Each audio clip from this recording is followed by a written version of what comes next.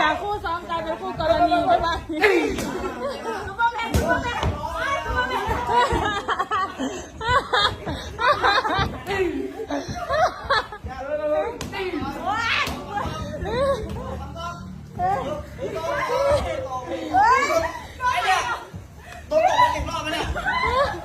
เวลาคือโดนแท้50